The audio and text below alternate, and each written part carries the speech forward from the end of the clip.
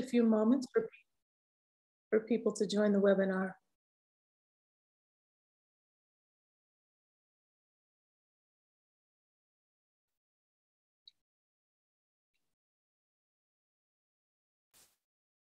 All right, as our last participants join us, I will say good evening and welcome to this All-American Family Week seminar, Incorporating Anti-Racism into Research Practices. I am Diana Burley, Vice Provost for Research, and it is my pleasure to welcome you and to introduce the moderator of this evening's discussion. I will tell you that since joining AU a little more than a year ago, I have been continually impressed with the impactful research conducted by our faculty. Our change-making faculty members address some of society's most challenging problems, and they do so in the most AU way possible, across disciplines and through the lens of social equity. Tonight's discussion will highlight that.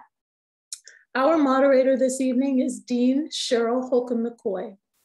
Dean Holcomb-McCoy is Dean of our School of Education, and as an American Counseling Association fellow with 30 years of experience, from former kindergarten teacher to elementary school counselor to family therapist, and most recently as university professor, she has a wealth of knowledge and experience and wisdom, and I know that she will bring all of that to the discussion this evening. So without further ado, Dean Holcomb-McCoy, I turn it over to you.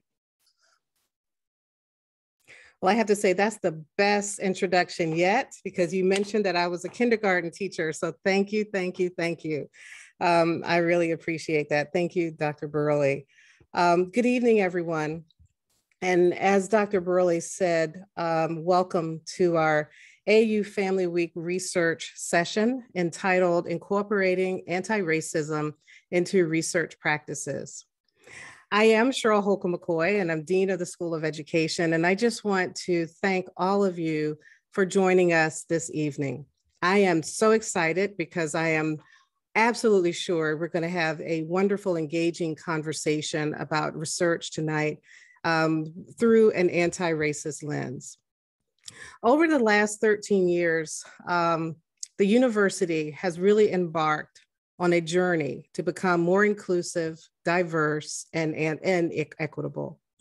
The summer of 2020 and the murder of George Floyd, however, was a catalyst for even more change as a university. And that change was to become an anti-racist learning community, meaning that we as a community are committed to providing a scholarly, intellectual, and learning living community without the presence of racist ideas, beliefs, policies, and practices. Part of this journey is our fundamental belief in integrating these ideals to our research and scholarship. And the three faculty on this panel, my esteemed colleagues, represent different schools and disciplines, but also a common commitment to uplifting anti-racism in their research. So today we have with us three wonderful colleagues who I'm just so excited again, I keep saying that, to have this conversation with them collectively. We first have Dr. Hinju Hinshu, who is a professor of information technology and analytics in the Kogod School of Business, where she also serves as the director of the Kogod Cyber Governance Center. Before joining Kogod in 2018, she served for 12 years as a faculty member at Penn State University, as well as a program director at the National Science Foundation for 3 years. We also have on our panel Dr. Kareem L. Jordan. He is the Director of Diversity and Inclusion in the School of Public Affairs and an Associate Professor in the Department of Justice, Law, and Criminology. He has written extensively about the role of race and racism in criminal court sentencing and juvenile court outcomes. His research also focuses on perceptions of racial profiling in stores and airports, particularly when it comes to Blacks and Latinos. And last, but certainly not least, I welcome tonight Dr. Sarah Clark Kaplan, who is our new Executive Director of our Anti-Racist Research and Policy Center at AU. Professor Kaplan will play a key role as we advance needed scholarship on anti-racist and racial justice issues. She will also promote interdisciplinary work across the university, engage our students in research at the undergraduate and graduate levels, and convene impactful discussions on not only anti-racism, but also diversity, equity, and inclusion. Professor Kaplan holds a joint faculty appointment in the Department of Literature and the new Department of Critical Race, Gender, and Cultural Studies. Just so happy to have her here with us.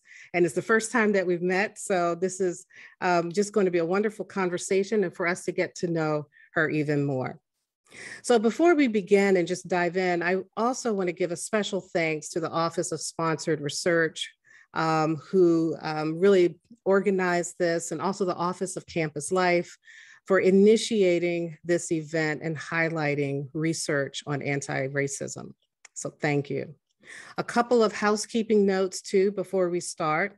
If you have questions, which I hope you all will have questions throughout the evening as we go through our brief introductions of research and then our conversation, please feel free to write in the Q&A box your questions, and I will get to those during the last portion of our night. Around, I guess around 8:15 or so, I'll take questions from the Q&A box. So do not hesitate to put your questions there. We'll get to them. So without further ado, let's go ahead and begin and jump in. And I'm going to leave it open for our panelists to do a 5-minute introduction to their research, and then we'll have conversation afterwards. And we didn't talk about who would go first. So I'm just gonna let you whoever wants to go for it, go for it. And my kindergarten teacher, I could call on someone, but let's not do that. So you want to go first? Dr. Kaplan? I feel like when you have anti-racist in the title of your job, then it does sort of behoove you to feel a responsibility to go first. So I will do that.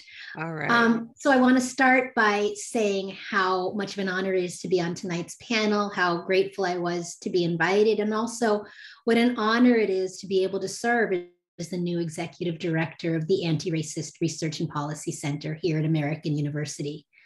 For those of you who are not familiar with it, the Anti-Racist Research and Policy Center has existed since 2017. It convenes faculty, staff, students, and community members who are committed to dismantling racism. By forging relationships across American University and with external change makers in the DC region and beyond, ARPC seeks to generate scholarly research, craft educational tools, and disseminate policy analyses that foster racial justice, advance decolonial politics, and work toward intersectional liberation. Now, if that sounds like I was reading a mission statement, it's because I was. That is our mission statement. But I want to take a few moments here to break it down for you and to talk a little bit first about what the Anti-Racist Research and Policy Center is and how it functions as a site to foster anti-racist research, and then to take that a little further to talk about what we mean when we say anti-racist research in the context of ARPC. So, to go back to the sort of 3 legs of the stool that is the Anti-Racist Research and Policy Center, our focus is on faculty research, on education, and on community and policy connections. So in terms of faculty research, we see our job at ARPC as multi-pronged. First, we seek to support existing research by faculty who are doing scholarship around race, power, and difference. We already know that that scholarship is frequently underfunded. It's often looked at with a fair amount of suspicion as being advocacy work or public intellectual work rather than being rigorous objective scholarship. And we also know that often that research is disproportionately done by faculty of color. So what we know is that it becomes all the more important that we support that research that is being done by those faculty in order to make sure that they have the support and tools that they need to do the cutting edge work that is important not just to them, but to all of us in the world. Now, we also at the same time try to bring those faculty together. Our job is to create intellectual communities and connections by convening those faculty who are conducting anti-racist research, creating opportunities for them to build new connections, create new collaborations, and operate in places that are slightly less alienating than the academy can sometimes be. In the best circumstances, our goal by creating those collaborations is not simply to sustain and retain faculty doing cutting edge work in anti-racist research, but also to catalyze new interdisciplinary collaborations on the cutting edge and the newest areas of research on race, power, and difference in the US and transnationally. So I want to give you an example of what something like that might look like. We have scholars on this campus who are working in the School of Public Affairs, in SIS, in the College of Arts and Science, in education, and in the Washington School of Law, all of whom are thinking about mass incarceration, the school to prison pipeline, the role of abolitionist politics, the role of prisons. And so one of our goals in the next 18 months is to convene a working group around the question of abolition. There's a lot of debate and dissent, even among our research faculty, about the role of abolition, that is the abolition of the prison system, within the sort of politics of anti-racism. And so part of what our goal is to do is to bring together faculty who are doing research around these issues from different areas, around a common question, to be able to produce new cutting-edge research that none of them would produce on their own. In terms of education, our goal is to actually assist faculty in infusing their research into their teaching and their student mentorship. Because part of our belief is that if we cannot also turn our students into people who are able to implement anti-racist scholarship, research, and critical analysis, then we have not completed our job. So part of our goal is to always make sure that faculty have opportunities to begin to incorporate the research that they're doing into their courses, to mentor students in doing their own independent research that uses anti-racist research frameworks, and for us to help train those students in doing independent research. And then finally, community and policy. Our goal as an anti-racist research center is to build reciprocal relationships with community-based organizations and policy advocates in which we not only seek out knowledge for our own research, but we share the knowledge and tools that we have access to, where we develop collaborative methods so that we can produce social and racial justice across communities, both locally and globally. So that is our sort of three-pronged approach. And I'm going to say I've got about 1 minute left, and I'm going to say just this, that one of the things that I'm most excited about talking about tonight is what does it actually mean to do anti-racist research? For us at the ARPC, anti-racist research requires not simply the absence of racism in your research, or even the attempt to sort of remove bias or recognize bias within your research, but it actually requires research that states as its goal the attempt to dismantle existing structures of racism. And to us, I mean, that's a higher bar perhaps than simply trying to do work that's not racist. But for us, there's a real belief that there is a difference between non-racist scholarship, which is a kind of baseline goal we should all be working towards, though it has not always been the baseline goal, and scholarship and research that actually actively seeks to dismantle and challenge structures of racism where we find them. I have a lot more I could say about that, but I'll leave it for later. I took some notes because we're going to come back to that. You gave us some good stuff to chomp on. So that's really great. Thank you. Who wants to go next? Okay, Kareem, you are on. Okay. Okay. Good evening. That's a tough act to follow. Next time I'm gonna go first. So thank you, Sarah. As an overview, you know, it's interesting. I think from the start of my career until now, I transitioned from being a scholar who studied race to an anti-racist scholar, because there are differences. between them. And it's a difference that I probably didn't realize probably until the last few years. Yes, this is a very interesting thing. So, so in terms of the race research that I do, so some of my early work when it comes to race research, I looked at the impact of race when it comes to sentencing, when it comes to juvenile justice, mainly in the traditional sense, and I'm again looking at, I'm a race scholar, somebody who studies race versus an anti-racist scholar.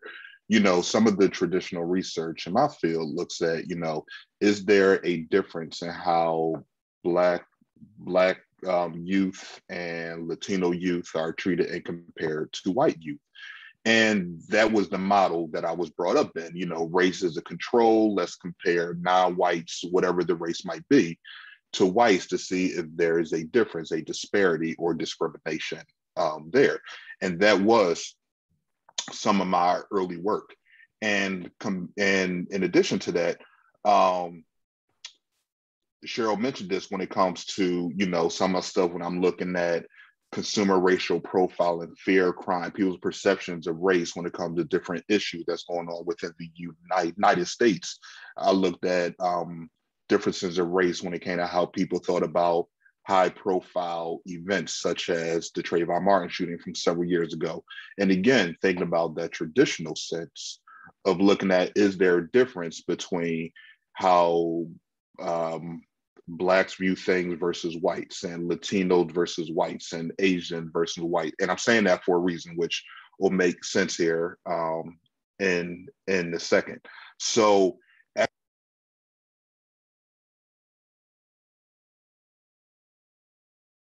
book on this.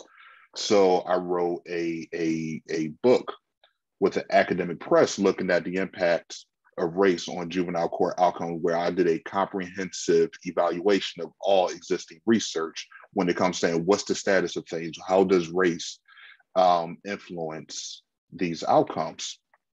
And later in life, later in the academic career, I started to change things a bit. I started to be a bit more critical with how I view race. Sometimes folks think like, oh, maybe you're an anti-research, an anti-racist scholar, just because you're Black. I'm like, just because you're Black don't mean that you're automatically an anti-racist scholar. Because, many of us come up in the traditional ways of doing things, which, I'm sure we'll get to in a minute, like, all right, existing research practices, how they're anti-racist or not, or those things. But I started to be more critical about things and saying, it's interesting that people, when they're talking about crime and delinquency and sentencing, we're looking at race. In other words, when you're comparing Blacks to whites and Latinos to whites and Asians to whites, Native American to white, we are in an indirect and a direct way, we're associating darker skin to negative behaviors such as crime.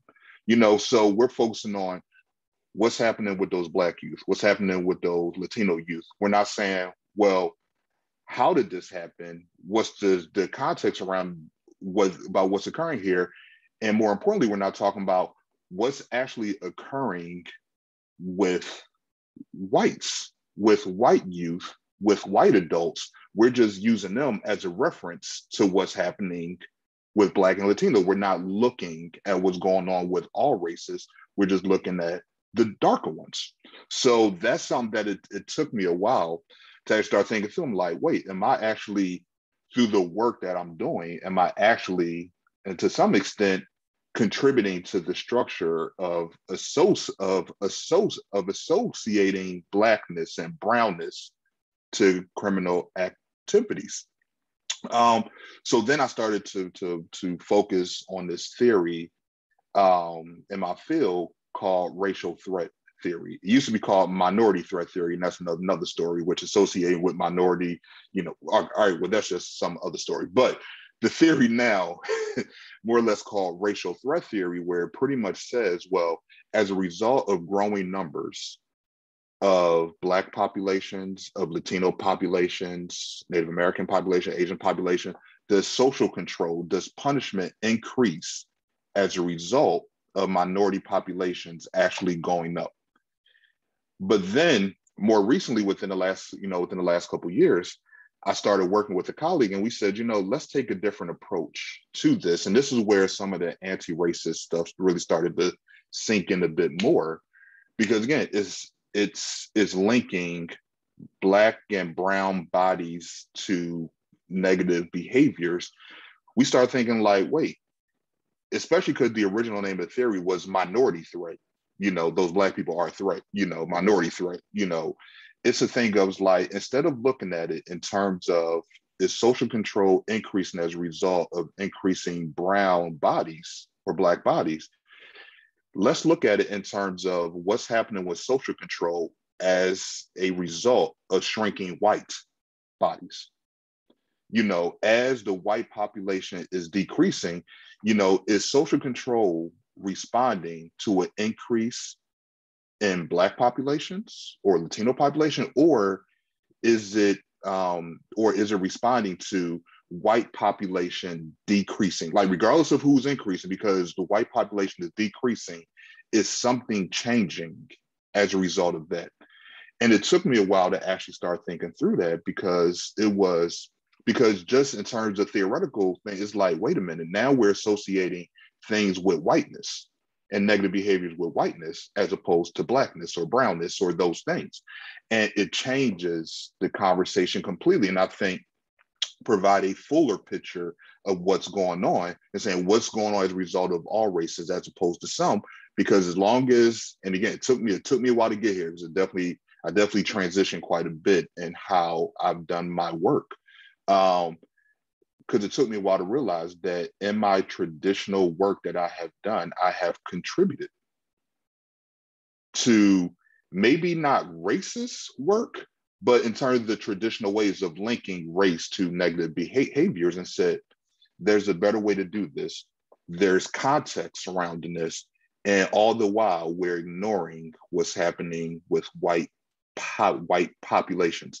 So my current area of work, that's the stuff that I'm working on now, is no longer just looking at race as a control factor in the model. I'm just going to, I'm a quantitative scholar. I love numbers. I love all those things. But, it's not just a matter, my current work is I'm not just looking at race as a control, comparing it to whiteness. I'm looking at all race and providing the context. How did we get here? We can talk about critical race, we could talk about all of these different things, but context matters.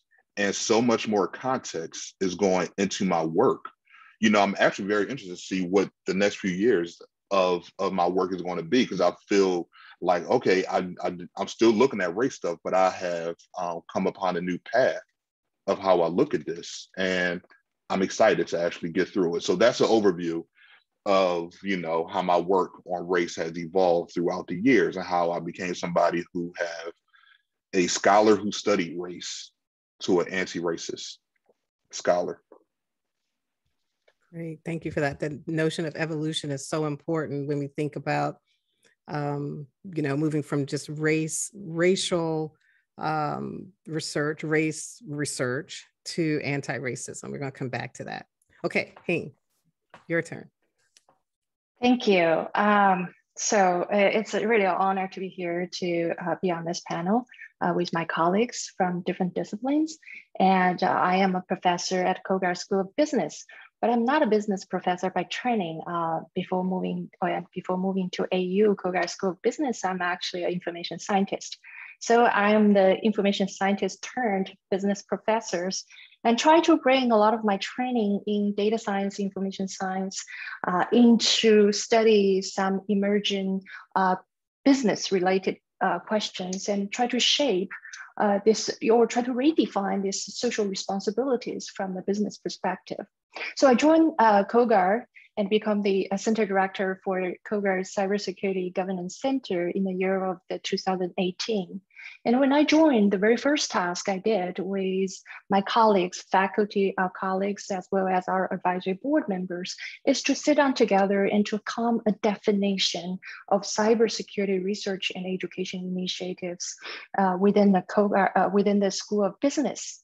because so many people will be wondering, what does cybersecurity research as well as education will look like? Because traditionally, when we mention about cyber or cybersecurity, a lot of high school students will immediately think about hacking into the systems, hackers, and so on. But we try to define the cybersecurity research and education differently from that. First, we did a stakeholder analysis, in terms of in the greater Washington, D.C. areas. We're looking into, who are other relevant or related cyber initiatives in the greater DC areas. And we listed all the cyber centers, as our friends and potential collaborators in this area. And we found that we're so unique that we're the only cyber center that housed within business school. And other cyber related initiative in the greater Washington, DC areas are either housed under, engineering schools or under law schools. So we think we're unique in terms of trying to bridging technology, law, public policy, and business applications. We think business are important in terms of talking about cyber-related initiatives. So since I joined in the year of 2018, we also created a strategic plan with 4 focus areas that distinguish us from the traditional engineering approach of cybersecurity, as well as policy-based cybersecurity research and education. So we define us by, first, human factors. We're very interested in studying, how to address the complexity of human behavior in the design of cybersecurity and data privacy solutions. And second is data analytics. We are actually interested in studying how to leverage data analytics techniques without making them a new cyber threat or attack in our reality. And the third very important focus area that defines us or make us unique in the context of cyber research and education is social equity. We define it as how to better study the social implications of emergent technologies, such as bias and discriminations and fairness in AI and machine learning related solutions. And the last one is the business dynamics. So how AI and data analytics are reshaping how business create value in cybersecurity, and how AI and data analytics are trying to redefining the social responsibilities for today's corporate, in today's corporate world. So our research projects, have been kind of across different disciplines. We adopt an interdisciplinary approach, and some of our signature projects ranging from security awareness training, insider threat indicators, cybersecurity in supply chain, data privacy and data ethics, responsible data analytics, and fairness in machine learning.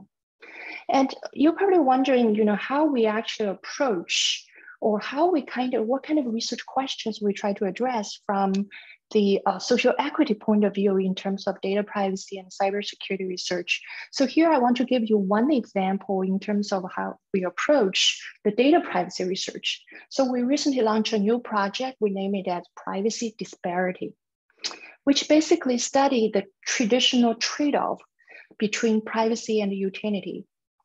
And what does this mean? It means that, when you have a large amount of the data, when you try to, mine the patterns, when you try to utilize this data for example, in the health research, right? You try to study better health outcomes and effectiveness of health interventions, and you try to, study the utility. These are the utility of this data. But meanwhile, we have laws, we have these goals in terms of protecting patient data and medical data. So how to do that? So there are a lot of data anonymization techniques on the market that you can apply these data anonymization techniques by removing all the sensitive identifiers that can link back to some sensible variables such as names, address, race, gender. So we remove all these identifiers in the data and then share this data with scientists or data scientists or medical researchers, medicine researchers. So this is, but we all know that there is such a cost benefit, right? After removing these sensitive identifiers, the utility of data will be decreased.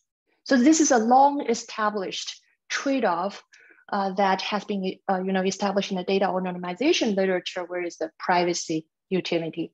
If you want privacy, that hurts the utility of your data.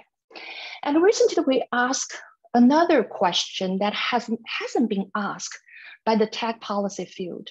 So our question is whether the data anonymization technologies themselves may introduce some unintended consequences, such as, are they going to mask some statistical disparities and thus conceal the evidence of disparate impact that may be potentially discriminatory? So we launched a study and looking into many different types of tools and techniques for data anonymization. And our results confirmed that all these different types of tools have different detrimental effect on constraining the detection of statistical disparities from the data sets. So such unintended consequences of privacy protection technologies clearly creates disparate impact among different subpopulations. And the presence of such disparate impact requires organizations and business to carefully examine the potential trade-off between privacy protection and disparity detection before choosing how to anonymize the data sets. And so this is just one example in terms of how we actually have a unique positioning in terms of pursuing data privacy and cybersecurity research. And another interesting research project we just recently launched is a research project that funded by National Science Foundation. The title is Using Machine Learning to Address Structural Bias in Personnel Selection. So we basically try to serve as a bridge to connect the personnel selection literature in the human resource management with the machine learning literature, and try to, using this interdisciplinary approach to see how we address the structural bias in the traditional personnel selection processes. And recently, we also moved into other business domains, such as insurance, how insurance actually design these rate-making processes. What are the structural bias in that, the rate-making process? So all these are kind of some of our latest exciting project we have been doing. And in today's discussion, I will bring more, I will discuss more about, how we take or how to define anti-racist research agenda in the context of machine learning, responsible AI, and fairness and bias detection in the context of machine learning. Thank you. Great, thank you. Wow, we have just so much that we could talk about tonight. I took some notes and we could have about at least 5 other webinars that we could sort of unpack all of this, but thank you, Hing. I want to back up because you all talked about in your descriptions, you use the word anti-racism, race, social responsibility, structural social equity, structural racism. You talked about structures, ethics. How do you see all of these different terms playing out in the work that you do? And we live in a world in which we throw out lots of terms, but often do not define them. So I want to start off today about how do you define anti-racism, and how do each of you see the different terms that you just used in your descriptions playing out? What are some of the differences? What do you think people should know and should define first before they engage in this type of research? So I'll jump in here. And I think that for me, this is actually a pretty hot button and key question. I will confess that despite the fact that I run a research center called the Anti-Racist Research and Policy Center, I am increasingly uncomfortable with the use of anti-racism in both academic and popular contexts. And I think part of that comes from my own background. I have a PhD in ethnic studies. I've worked for 15 years in racial and ethnic studies departments, where I think, sort of as Kareem pointed out earlier, the function is not simply to study race or people with races, but is to center the study of racial power and difference as a dynamic as the primary theoretical and analytical framework. So basically, I've spent my whole career studying race and racism with the goal of dismantling it or challenging it. And I am increasingly noticing that the term anti-racism is often used in the way that the term diversity used to be used, as something that meant something dealing with justice and maybe equity and people of color and like things where we'd want to not be bad people.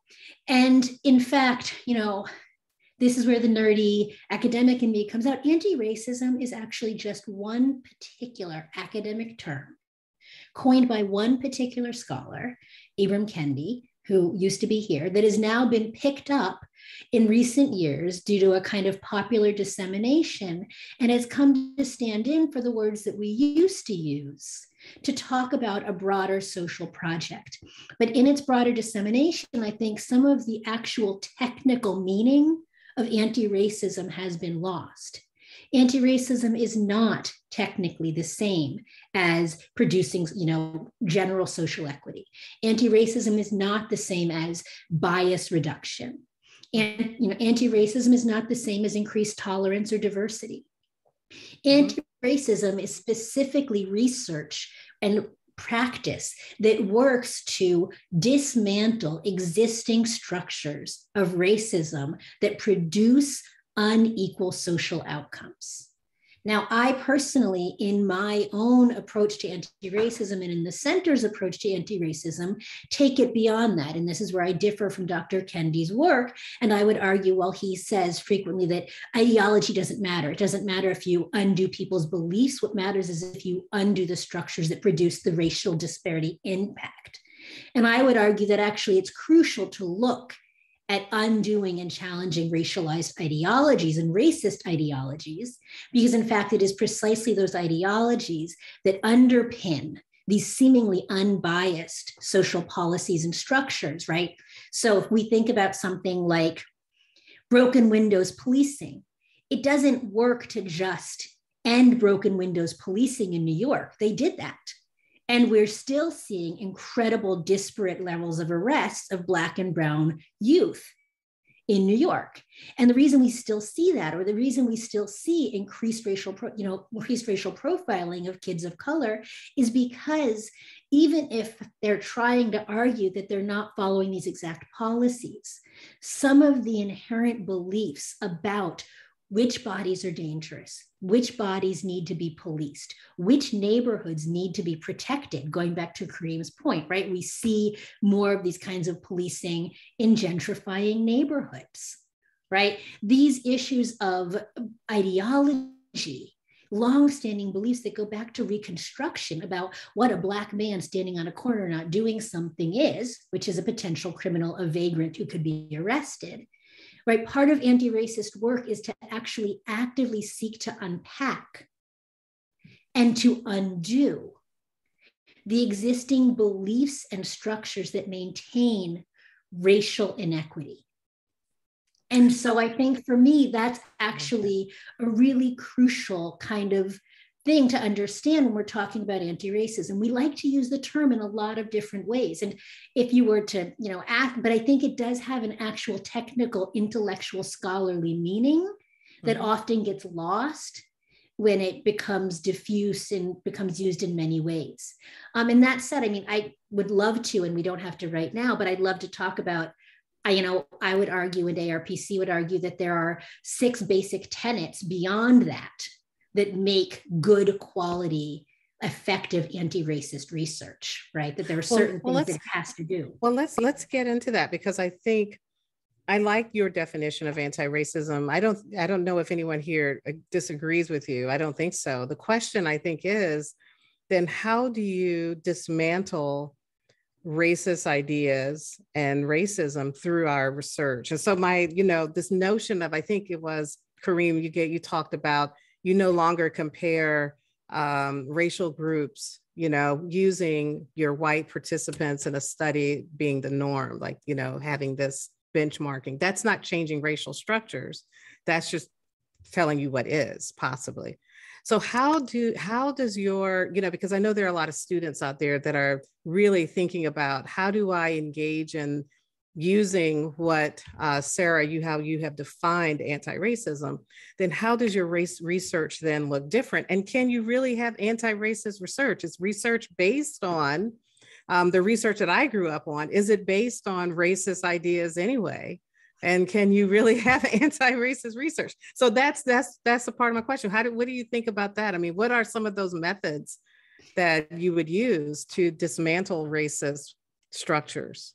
Well, I think, you know, one of the things that is really key, and we can all talk about this in our different disciplinary fields, but I would argue that we can only conduct research that really has anti-racist outcomes when we are already critical of a traditional disciplinary methods. And that's why, for example, ARPC emphasizes interdisciplinarity, not because many of our affiliates are not, in fact, disciplinarily trained scholars, but I think, you know, Hang made the point so beautifully before that it is only when we are willing to question how the very methods of our field, of our discipline, reproduce without intention, reproduce the very structures of racism that we're trying to unpack. Until we question that, we can't actually move forward. I mean, the example I always use with my students is, you know, if you look at light, right? Light is both, we all know, both a particle and a wave. And if you use particular scientific tools to look at light, what you will see is a wave. Mm-hmm. If you use other tools to look at light, what you will see is a series of particles. So what I always tell my students is it matters how you look, what research tools you use. That actually shapes your outcomes. So for example, I think that Kareem's point about decentering this idea of people of color as the problematic other and really centering whiteness as not a transparent category is an absolutely crucial shift in research method. I think in Indigenous studies, they talk about it as the need to move away from what they call damage-based research, the notion that all research is seeking to make up for the wounds or the injuries that have happened to Native people who have nearly disappeared because of genocide, and instead research that partners with existing Indigenous communities as agents towards their own sovereignty. In, you know, a lot of the work that's been done in literature and cultural studies, my own field, it means moving beyond traditional ideas about putting the theorist first and the kind of move toward critical theory that's happened in the 80s through today, and really turning back to the text in a way where we understand literary producers as political theorists in their own right. Mm-hmm. And shifting the focus in terms of who we understand as a theorist, who we understand as a political agent, who we give voice to and who we don't. For people and many of the social scientists, it's recognizing that if you send, you know, the great example always in my own field of African-American studies is, for years, almost all history books that were written about slavery relied on the WPA slave narratives, right? So these young white people would get employed by the government during the Great Depression. They would go into the South and they would interview former slaves before they died. And the impression that was given, they'd write these really long, detailed histories. Tons of our most famous historians of slavery relied on these texts.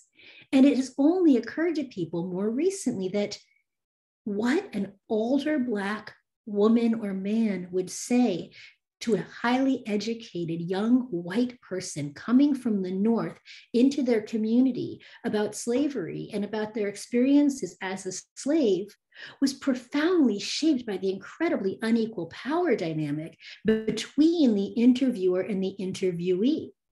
And so we began to say, oh, we can't throw these out, but we have to read these texts against the grain. We have to look for what is not said. We have to look for the asides. We have to look for how the jokes that are made by these people reference long-term folk tales that are actually poking fun at the interviewer. We have to give a different kind of agency, and we have to look beyond those sources to oral histories, to family traditions that former slaves might have passed down to their children, rather than given to, a college student from Columbia who came and said, tell me about your greatest pain as a slave. And it's given us a much richer history of slavery than we would have in the earlier forms where we only trusted what white scholars told us that Black people had told them. So that's sort of the methods. I mean, that's sort of like when we think about how what we look for changes what we find. And I think it's really key to interdisciplinarity as part of anti-racist research. Right.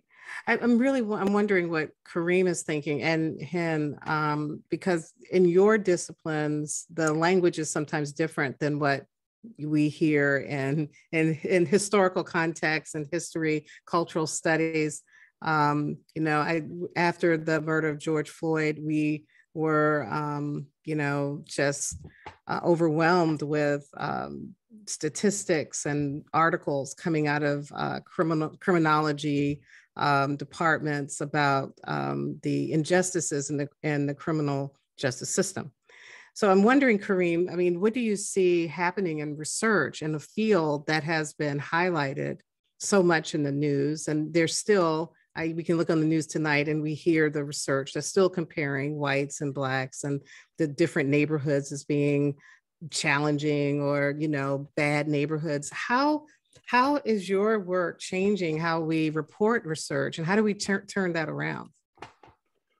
Well, it's pretty interesting because Sarah's point was definitely correct, where anti-racist, just as a term, that's being used like critical race theory now, where just because you talk about racist, critical race theory, and it's often misused and wrong, and it does become watered down, and people start to associate things with the term that isn't actually the case.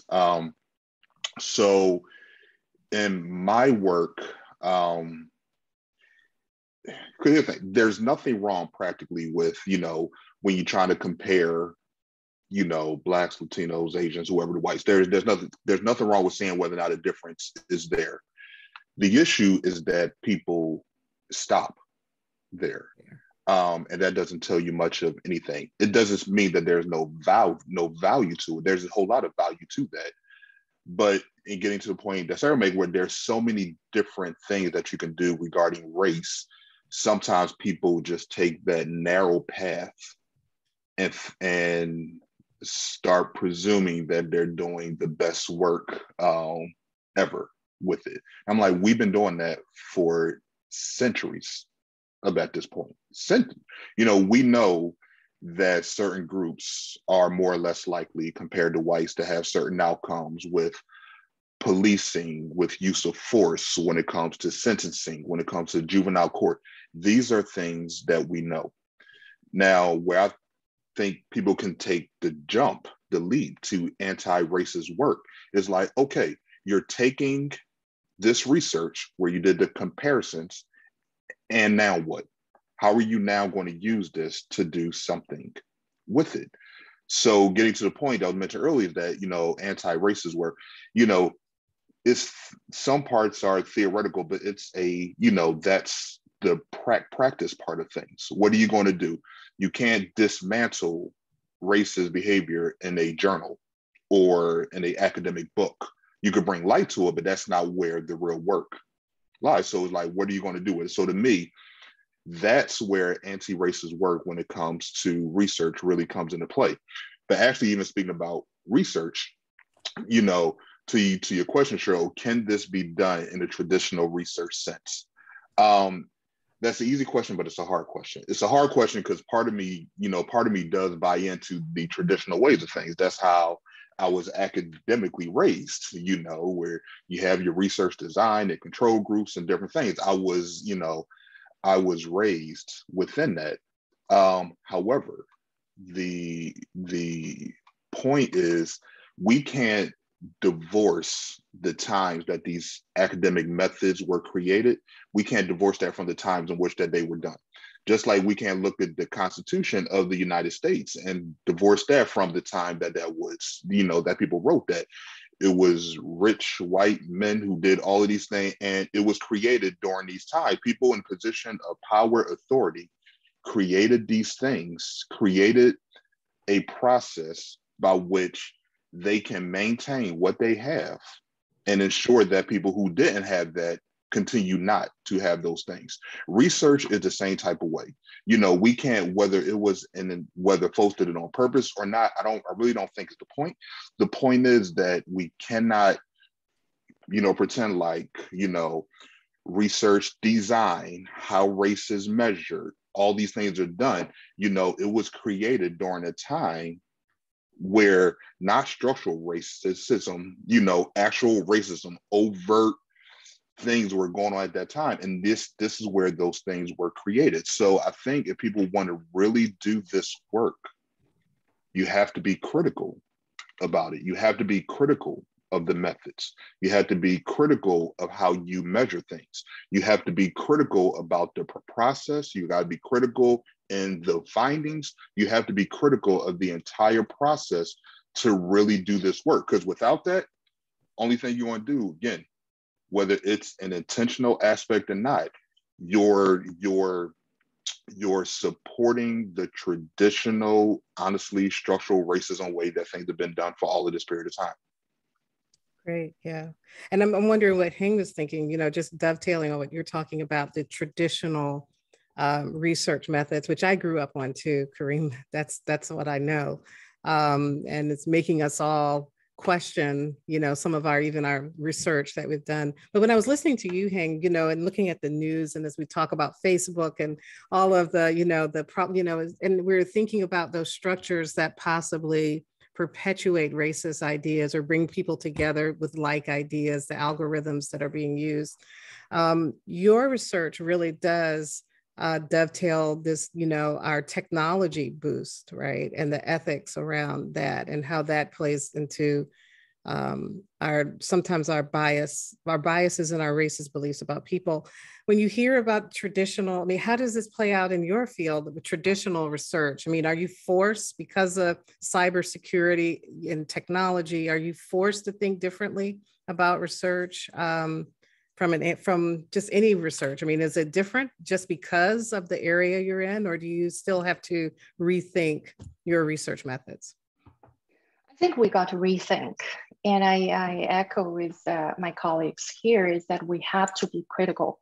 We have to be critical to challenge the assumptions we had before, right? We have to challenge, you know, the mathematical assumptions that embedded in algorithms. We have to challenge whether we have bias in the sampling in the data sources. So, but I have to admit that this line of research, in terms of in the context of machine learning, cybersecurity, we haven't have a consistent understanding or even a framework about what is or what should be the anti-racist research, right, in these technical fields yet. The good news, we started the discussion, but we haven't reached the consensus yet. So here, I just want to share some of my preliminary personal thinking based on, you know, what I do in the traditional things of, you know, data analytics or machine learning research. But I'm not so sure whether that actually can push or can create a comprehensive research agenda. I think I look forward in terms of the research community to work on this together, but we haven't got there yet.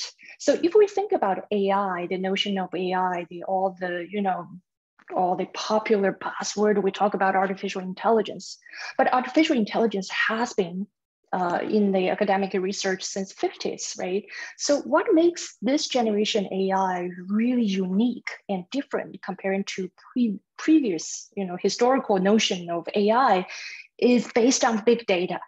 It is the huge amount of data that, you know, facilitate a lot of advancement in the machine learning. So the machines, the algorithms can automatically abstract patterns, right, from huge amount of data. These data we couldn't have back to the 50s when AI research just started in the history of computer science. Or science or mathematics, actually started with mathematics, the field of mathematics. So I think in general, in terms of data-driven or the data facilitated AI innovation we have now, I think there are two important challenges in this context in what we discussed here. One is how to extract knowledge and insights from a large amount of data.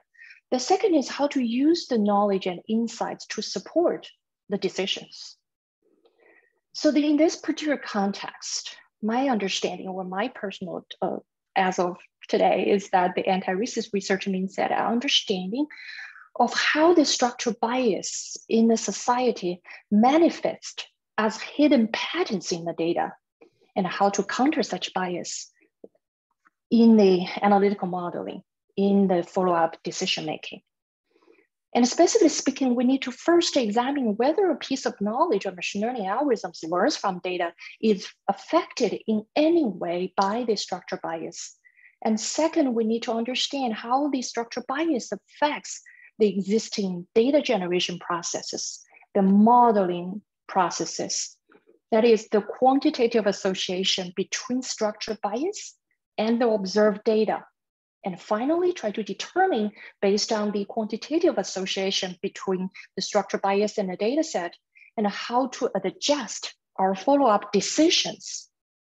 That's my preliminary definition. As I mentioned that in the AI and machine learning related communities, it's an emergent field. It's a very important question, and everyone really tries to tackle that.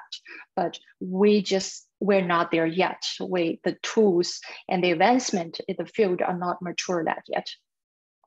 And that, just when I was listening to you, that really challenges our theory, right? So, because what you just described is developing new theory, right? Around and developing a theory base from which to do this work. And going back to my traditional way that I was raised, was that we needed theory. We needed to prove some type of theory. And the theory was based on a very, very narrow view of what reality is and people's identity. I mean, we didn't, many of the theories in my field in counseling psychology and education was not based on anybody that looked like the people on this panel. That was not the basis of the theory. And then I tried to do research trying to fit people into these categories based on a theory that was not based on us. But what you just said, Hing, made me think, you're essentially saying we need to build a new theory base for the work that we're doing. And how lofty is that? Is that going to happen? And all of our fields are, because if we're really thinking, I haven't even we're talking about anti-racism, but, my next question was going to be, well, how do we look at class? How do we look at economic differences? How do we think about gender, sexual orientation? We've been hearing all about intersectionality, which is real. We have multiple social identities. So if we're really thinking about building new theory, doctoral students out there, if you're out there listening, you got a lot of work to do. But, that is, that's a lofty goal. Do you think that's what we should be embarking on?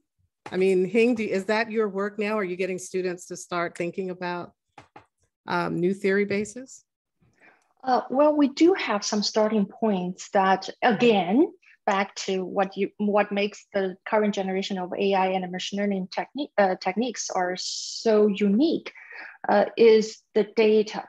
Right, the data, the way we're looking into the data. And I have to say that the traditional, you talk about traditional way of thinking, traditional way of teaching and educating students, and traditional way of doing research in the data space.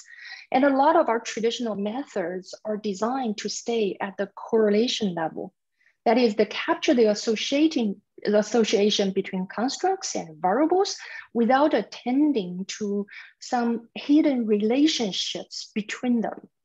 So as we know from the mathematical foundations of causal inferencing, there can be many causal models that lead to the exact same correlation pattern.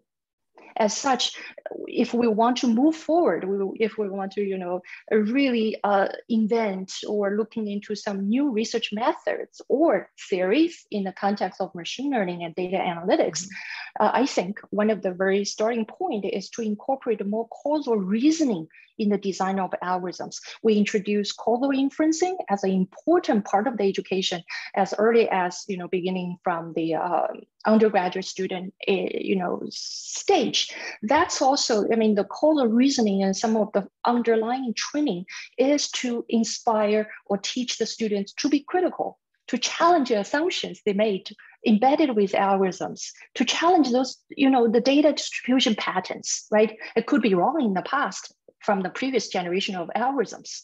So that's, I think, that probably the starting point. I don't have a solution, but I think this might be the baby steps we try to approach this very complicated, challenging question. Exciting though, new opportunities here. Yeah. I think, Sarah, you're going to say something. Well, I think what you're saying is just really exciting and right on. I think that, it's that thinking about the relations between different variables is something that I think actually crosses across the disciplines and the sort of areas of the academy. And I think it speaks so much to one of the things that I think, we've all pointed to. I think when Kareem was talking about challenging, minority threat theory, the subject or the object of study, then it does require us necessarily to come up with new epistemologies. That is, new ways of asking ourselves, how do I know what it is that I know? And that does require, maybe new theories, maybe entirely new methods, new frameworks of thinking. And I think that those frameworks must be, I think, both intersectional and relational. And when we talk about intersectionality, my students will often push back and say, well, do I have to do intersectional research?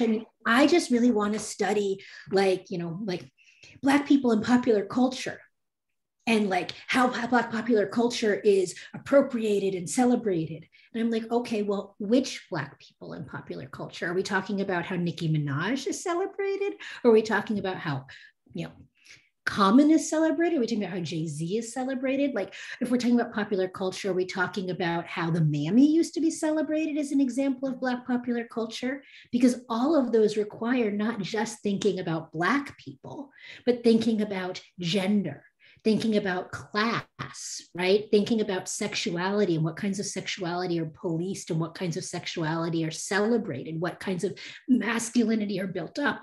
And so all of these, I think, require a more complicated analytic. It requires thinking about the correlations between, but also across, right? And the relationships across. And I always say to them, you don't have to do intersectional work, but you're not doing good work if you're not thinking intersectionally. If you're not thinking about these issues of class when you're thinking about race, if you're not thinking about how gender and sexuality map onto bodies of color in different ways, then you're not fully understanding what you're thinking about. And similarly, I always tell them that the work has to be, anti-racist work needs to be relational, that it doesn't help us to simply, again, as a scholar of slavery, one of the things that I'll talk about is how we like to talk about the arguments about these bad slaveholders who wanted to expand slavery into more states and, they wanted to keep their slaves and this causes the Civil War. But if we don't talk about settler colonialism and indigenous land seizure, then we don't understand the really intricate relationship between westward expansion and the need for increased, economic benefit from cotton culture that led to the Trail of Tears, which eventually led to the Cherokees, before the Trail of Tears, beginning to enslave Black people, which has permanently shaped the Cherokee Nation and definitions of indigeneity. We can't separate out those conversations. They don't exist in a vacuum. We can't talk about what happened with Haitians on the southern border by just talking about immigration and the southern border. We have to be able to talk about Blackness. We have to be able to talk about our history of policies in Latin America and around the southern border. We have to be able to talk about our anxieties around the global South and disease management and the sort of construction of Haitians and people from the Caribbean as diseased.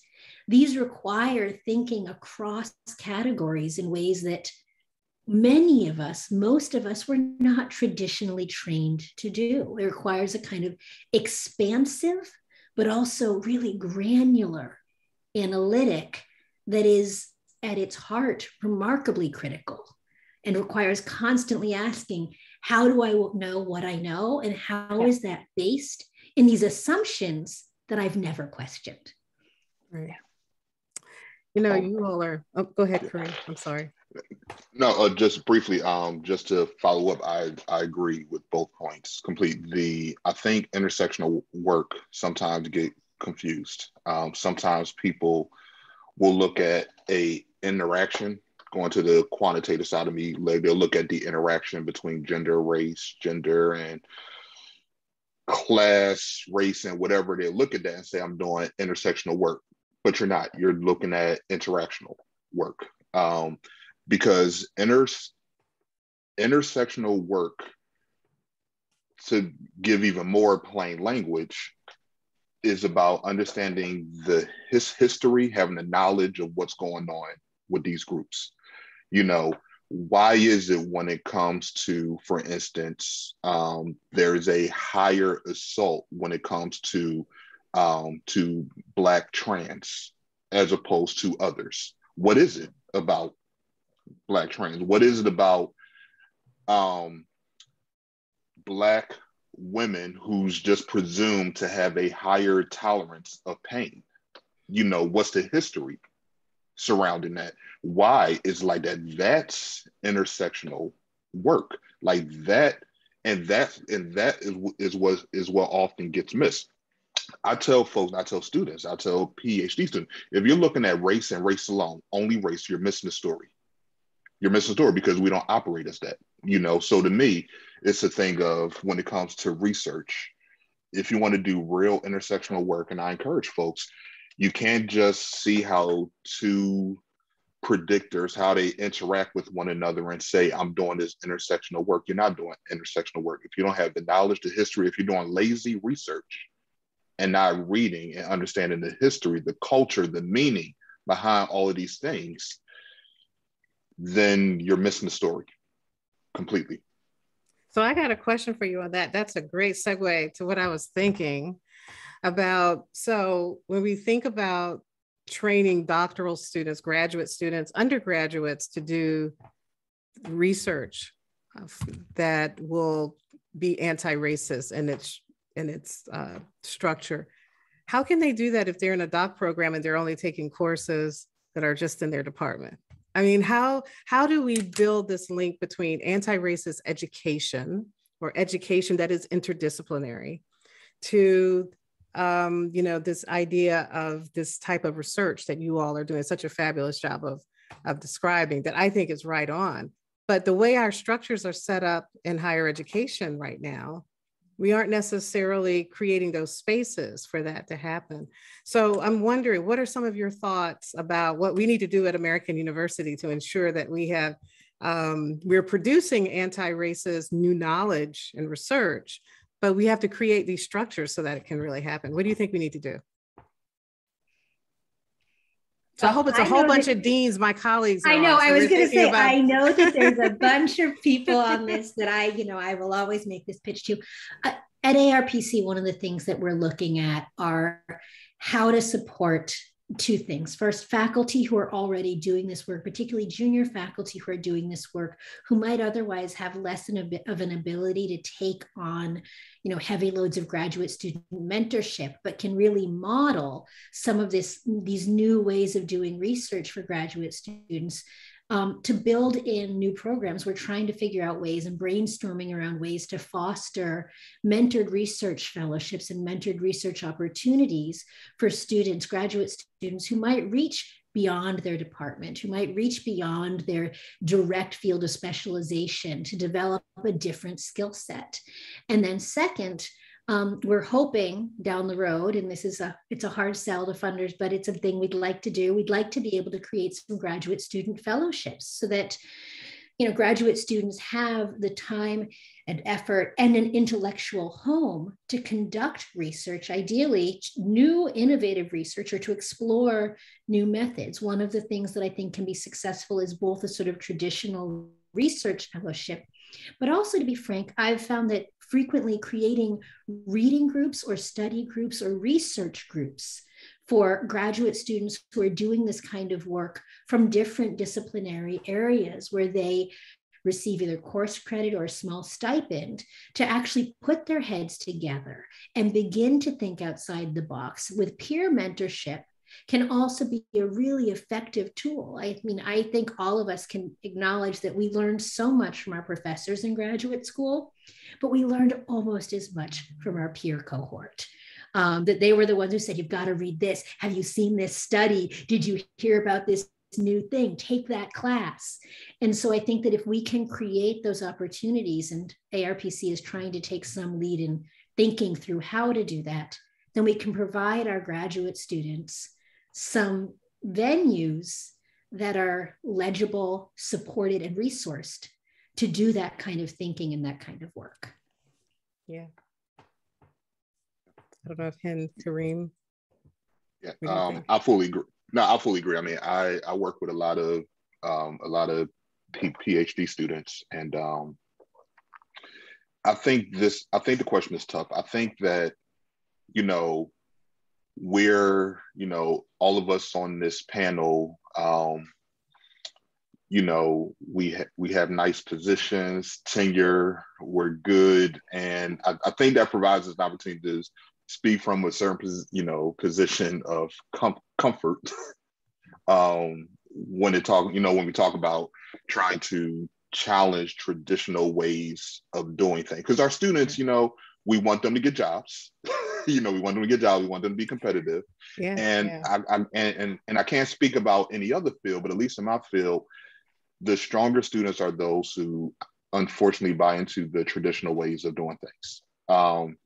Now, anti-racist as a term and race research is hot right now. So, you know, many jobs are coming up. So there is a window for people, at least in my field, who challenge the existing way of doing things over a few years to actually slide in and, you know, and get good jobs and everything. But we can't assume it's going to always be like this, you know. So I teach doctoral stats class all the time. And, you know, I tell students, this is the traditional way to run your models, causal models, regressions, and this, you know, I teach them. But I also tell them to try to get them thinking. I'm like, you know, anybody can run the data. It doesn't take much to do that. But do you understand what you're doing? And do you understand the story behind these things?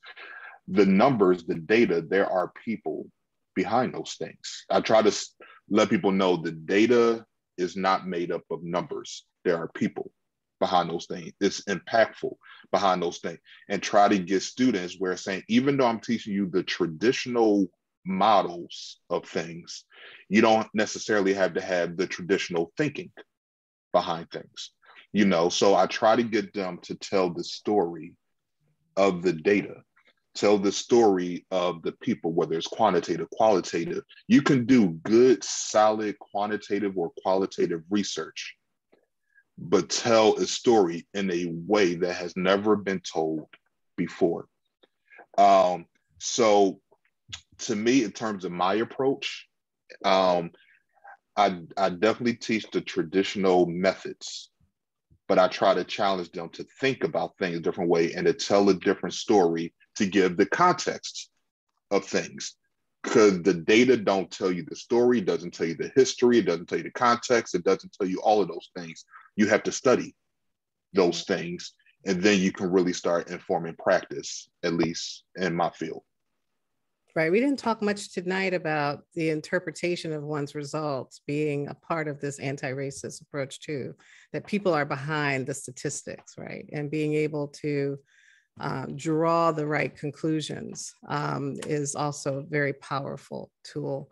You know, I was also thinking, and then Hing, I want to go to you, but I was also thinking how powerful tonight has been for the four of us to get together and have this conversation, which doesn't happen often either, which is a model for our students to follow, right?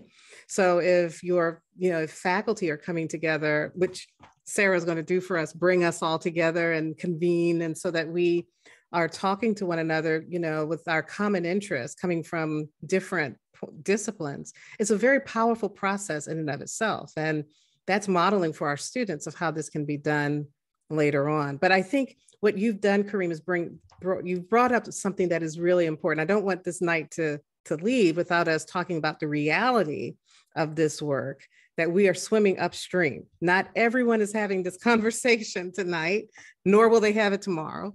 And so many of our journals that we publish in will balk at what we've been talking about tonight, or being able to have those traditional, those articles in those places and spaces that are highly validated in our fields, that are necessary for promotion and tenure. And so how have you all navigated this? I mean, doing the type of research that you do, how have you navigated this swimming upstream sort of syndrome? That's what I call it, you know, kind of going against the grain. How do you do that? And Hing, did I take you off your, you were going to say something? I probably just threw in another question. I'm looking at the time because I want you all for another 2 or 3 hours. So, but anyway, I'm just throwing it out there. Yeah, I could kind of connecting the previous question into this question, right? How I get there, how I have the curiosity about different disciplines. I think, and also you mentioned about how graduate students, right, should be trained. All these connecting together, I think we should consider a co-founding model where, you know, graduate students or PhD students, they're co-funded by multiple units represented by different disciplines, or even faculty member, right? Faculty lines could be cluster hiring, you know, co-funded by, you know, different units. By doing so, we can, you know, just foster people to get together because they have multiple homes. They, because of their different identities and homes, they got to talk to each other. And I forgot to share that, you know, by the meaning of information scientist, where I started my first job and doing that for 12 years. It's an interdisciplinary college where we call it as iSchool. I don't know how familiar you are with the iSchool movement. I stands for information, meanwhile also stands for interdisciplinary. So back to Penn State, we have a department level, I mean, like big department level or size of college, but we don't have departments. The whole design purposes of having that College of Information Science and Technology is that we want to study interaction between information people and data. And we put people together, and some you know, faculty members, their background ranging from physics, chemistry, engineering, computer science, mathematics, philosophy, sociology, psychology, and information systems.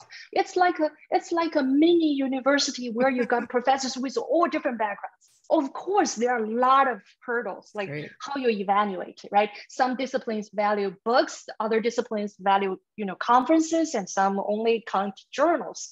Yeah, that has been a struggle in the iSchool environment, but we survive. I mean, the iSchools, right, in this country, there is, or I think that the right now counts about 50 of these type of programs in the United States that do not have the department as a boundary and try to facilitate interdisciplinary collaboration. I mean, there are a lot of hurdles, yeah, but I also can see that the reason why I kind of, you know, become an interdisciplinary researcher, have curiosities about, you know, the social science research methods, machine learning, statistics, is just because of 12 years co-living and enjoying my intellectual life and work with all of my colleagues at Penn State that have totally different backgrounds. So I think that's maybe one way we try to just we can have the ARPCI, put the I on it, and we all go and live with Sarah. That's how we're gonna all solve that, right? Great. I mean, I think that's wonderful. I know we are, because we are at 8:18 and I want to get to some questions, but there's one last question and we could talk this is great because we're going to continue offline and we'll get together. But I know there are probably some students out there and folks out there that want to know, what are you reading right now that's helping you with your anti-racist research? What are anybody that you're following, another scholar or book that you think is important? Who wants to start? I'm reading, and I'm pausing because I can't remember the first part of the title. It's Mariam Kaba's new book called I think it's called We'll Work Till We're Free.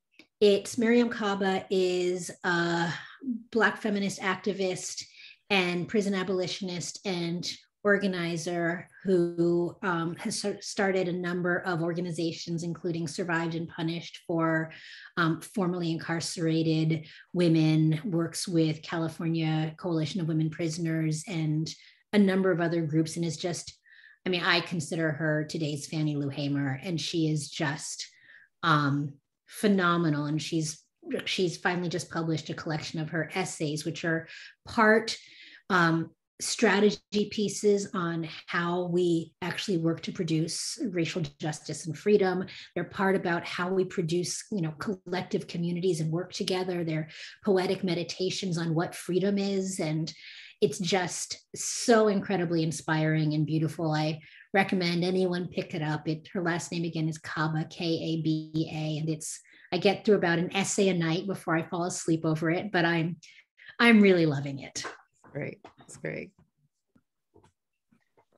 I'm going to pick it up. I wrote it down. I'm actually rereading a book that I read multiple times because now it's just a different meaning and just more enlightened. Now, maybe just age. I honestly don't know, because these used to be Black, no longer. But I am rereading Du Bois, The Souls of Black Folk.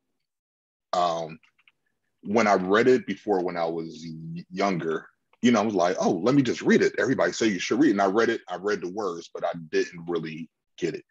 The issue they taught me, and again, this talk about the historical context, stuff that we were talking about earlier, it applied not just in terms of society, but criminology and sociology and the role that race plays in a historical context. And so many things that rereading that it's given me so many, not only research ideas, we're talking about anti-racist research and all these different things, but it's given me so many ways to look at existing research, how I contributed to the traditional way of doing things, and honestly, ways that I actually need to go about changing how I do that work. So that is something that I'm rereading slowly, but it's one of those things that I'm actually rereading now because I'm looking at it through the lens of somebody who has evolved in terms of my work. So sometimes going back to the beginning is not a bad thing. Great. Well, the book I am also rereading because of my current teaching. I need to use some of the chapters. It's a book called The Ethical Algorithms by Aaron Ross and Michael Kearns from University of Pennsylvania. And the reason I like that book is they try to open up the black box of algorithm making. And they try to challenge the assumptions they made, right? Ranging from the way in which we describe the world in mathematical terms, the types of questions we ask, and the methods we use to answer them, and the way in which we explain the meaning of our statistical results. So I try to introduce that book actually into my current teaching at Kogar School of Business. That's great. That's great. I took note of all three of those books. So I am reading, just to kind of add to the conversation, rereading again, this year is Teaching Community, A Pedagogy of Hope by Bell Hooks, and looking at ways in which that book can be applied to research. And it's very, very fitting. Her notion of, building community and building community of shared understanding around humanity, I think is really important right now. So I'm loving it and rereading it again. And just like you, Kareem, I read it years ago, but only read the words, but now it has new meaning. So loving that book. Okay, let's see if we have any questions, any open questions out there. Not right now. Lots of great comments about how powerful this is and wonderful. Not surprised by that. I have one other question for you as far as your research and anti-racism and the way in which you see your research. How are you using your teaching? How does your teaching and your research come together? I mean, that's this, here we are, the university, we're teaching while we're doing our research. How has your research through this anti-racist lens impacted your teaching? has your teaching changed? I guess I'll say for me, greatly, actually. I'm teaching a race and justice class, that's a graduate level class now. They got master's and PhD students in it. And, there's so many things through a racist, anti-racist, or just race lens now that I bring into the classroom. Again, it's, I tell people when I teach the PhD stats class, it's definitely more the traditional, this is the model, this is how you run it, this is the this is the formula behind it, there's so many things. But I enjoy teaching race and justice on the level in which I enjoy teaching that class, because I can bring in so many things. I challenge people's assumptions, no matter what their views are on things. I encourage them to look at the data. I encourage them to look at the history behind it. I can't count the number of times that I have taught this class, and this semester, this has to probably be the strongest focused discussion during a class that I have ever had in all the years that I have taught this course. And, part of I think that the students are great. But also I think that, I can, let's give ourselves credit to, as faculty grow and learn, we can bring so many of those things to the classroom to make it richer and the discussion so much more enjoyable than it ever has. And,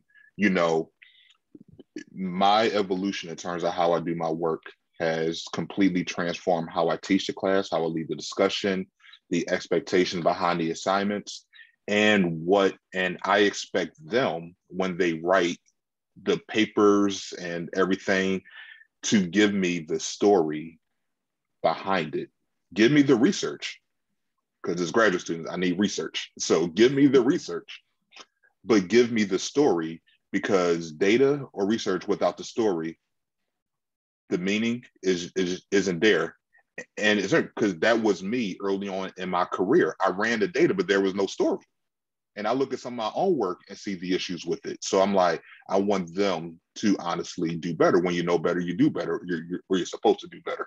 So I have them do what I expect myself to do now. So that's how that's informed my teaching. Great. Hing or Sarah, before we close? I'm going to say two things. First, I would say that I am a literature scholar at heart. I'm an interdisciplinary literary scholar, so I'm constantly connecting historical texts, policy documents, and then being like, how can I read this all through a novel? And so, I think that for me, one of the biggest things is to try to actually, to dismantle or to really challenge my students' belief that when you're talking about literature or art or things that happened a long time ago, that it doesn't affect contemporary social issues. I've always taught, because I've taught in ethnic studies and racial studies and gender studies programs, I teach young activists, and they're always like, yeah, enough with the theory, enough with the novels. We want to do things that are going to make a real difference today. And so as somebody who really believes that, if you look at, go back to the example I gave earlier about, the slave narratives, that those slave narratives are what E. Franklin Frazier depended on when he wrote about the Negro family, which was what Daniel Patrick Moynihan relied on when he wrote The Crisis in the Negro Family, where he argued for a disinvestment of social resources in Black communities and for an increased recruitment of Black men into Vietnam. So in fact, these historical documents actually directly affected social policy that abandoned negatively an entire set of 3 generations of Black folk. So what I always say to my students is that my research has taught me, and my activism has taught me, that if we don't do the theorizing, if we don't read the cultural texts, if we don't understand the beliefs that are out there, then we don't understand how to fight to make the material changes that we're trying to make. And we often, as activists and as organizers, which my students are, will go out there and come up with an idea for how they're going to fix it. And then they realize that they've actually just created the same problem in a different form. And I say, you got to stop. I make you read the theory. I make you read the sort of ideological texts and the discourses around things, because I need you to understand the terrain you're fighting on, because that's how you know that the change that you make will actually work. It's not just going to be not even rearranging, but just repainting the deck chairs on the Titanic. But I would also say, to be quite honest, the question that matters more to me is how my students and my teaching regularly affect my research. Those same student activists are the first ones who will come to me and say, Professor Kaplan, you used this term in class, and I just want you to know that nowadays the way we think about this is, and I'm always a little defensive at first, and then I go home and I think about it, and I'm like, oh shit, excuse me, they're right. They're right. Like, they are thinking on such an advanced edge around some of these issues of justice and freedom. And then it shows up in my work. My research is so positively affected by these students who are moving so quickly and are thinking about justice in ways that I am not even thinking about yet. And it changes. You know, I wrote a book on Black reproduction and went through at the last minute and changed all the places where I talked about pregnant women to people who are pregnant, because my student called me out on it. Yeah. And that was, you know, a really crucial thing for me to rethink. So, you know, I think it goes both ways. Absolutely. Absolutely. Hing, you want to have the last word? Sure, I am teaching cybersecurity classes. It's not exactly related to the topics we discussed, but I think one of the skills I try to equip students are the critical thinking, or the question Sarah actually mentioned again during today's session is, how do I know what I know? And I actually bring several cases and famous examples where what wrote in the textbook 15 years ago about how to better manage our password tends to actually prove to be wrong after 15 years of research about cybersecurity. So I give out a lot of these cases where, you know, what you read today might be outdated when you graduate. And what experts say today as a guidelines could be wrong after 10 years of accumulation of evidence and data. And so how do I know what I know? And sometimes I just honestly say, we don't know. We just need to navigate the uncertainties. We have to sometimes to live with that. And critical thinking matters, lifelong learning matters. And I have to tell you that even experts in the context of cybersecurity, they don't know. So that's what I try to kind of inspire students, try to challenge everything, even the things printed in the textbooks. That's great. Well, you all have been inspiring. You've inspired me tonight, and that concludes our evening. First of many sessions. We have to promise to get together again. Just want to say a special thank you to all of you, the panelists, and for our organizers tonight, the Office of Sponsored Research, Office of Campus Life. Thank you all for inviting us to have this public conversation about incorporating anti-racism in research practice. And I just want to say again, thank you to my wonderful colleagues here. I feel incredibly fortunate to have shared this space with you. And I can't wait for us to start our work together. Hopefully this is the beginning of fruitful time for us to do our work together. Thank you, good night, and we're gonna sign off.